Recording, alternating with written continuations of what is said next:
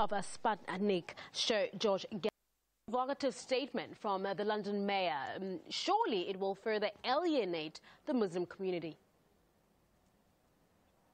Well, it's made the Muslim community furious, in fact. The killers of Lee Rigby were brought up as Christians, not as Muslims, which just goes to show that no one can guarantee how their children will end up. And, of course, giving the state the power to decide to kidnap someone's children because their political views are such that their children might learn from them is deeply repugnant in any democratic country. I mean, it's the kind of thing that the Nazis themselves would have done.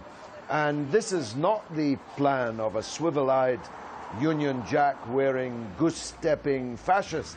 This is not the BNP speaking. This is not just the Mayor of London, but the man being widely tipped as Britain's next Prime Minister, or at least next leader of the Conservative Party.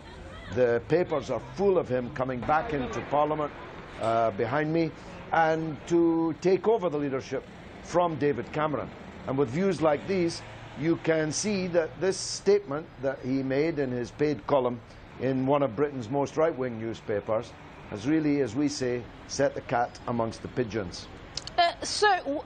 With pressure on the government over immigration, is the Muslim community then being made a scapegoat for the politicians' failure in that regard?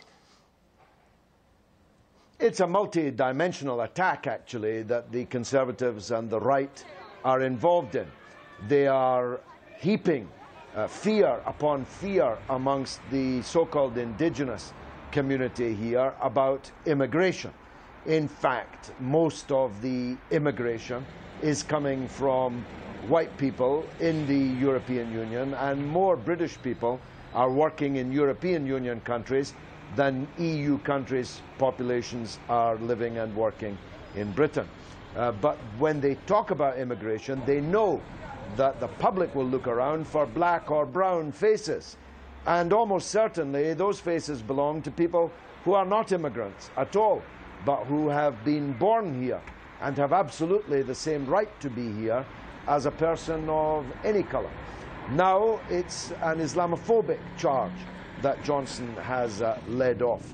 The truth is that if these killers of Lee Rigby had gone to Syria instead of South London, the British government would have paid their fare, would have paid for their knives, because, of course, the British government is encouraging fanatic Islamic extremists, as long as they're murdering people in Syria rather than in South London.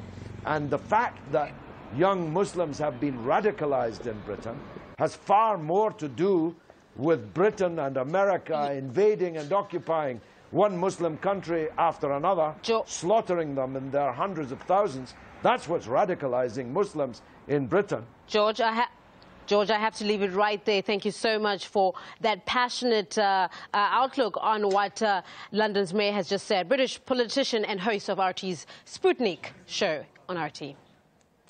All right, up next, we report on whether violence in video games could impact everyday life. That's in just a few moments on RT International. Stay tuned.